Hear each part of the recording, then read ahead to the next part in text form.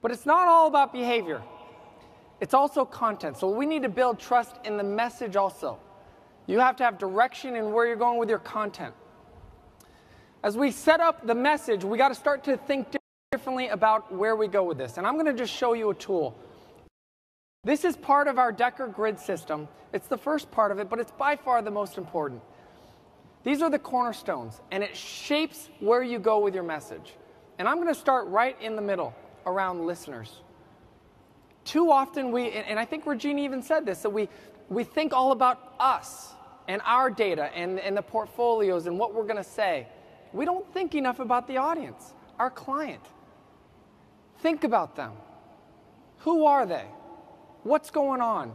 Has their risk analysis changed? Are there different family dynamics going on?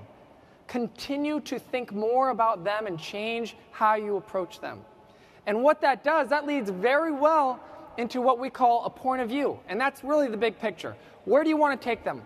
The way I describe a point of view is it's the biggest change in how you want your audience to think or act.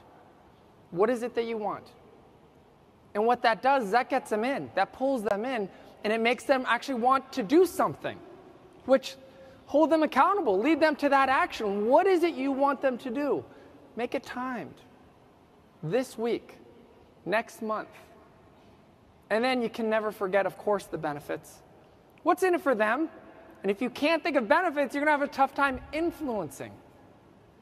Try this before your next call, your next meeting, your next opportunity. I promise you, it will change how you think about it, where you go, and the results that you get. But it can't just be data. It can't just be logic. I love this quote. Logic makes you think. Emotion makes you act. And it's absolutely true. We got to get out this emotion and pull that emotion in our clients and who we speak to.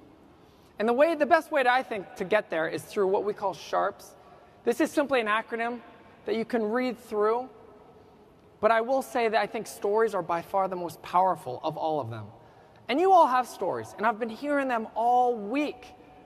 I got to work with some MDR associates earlier in the week, and just to hear the impact they've made with tragedies within families and the solutions you brought forward. Widows that didn't know their husbands had worked something out.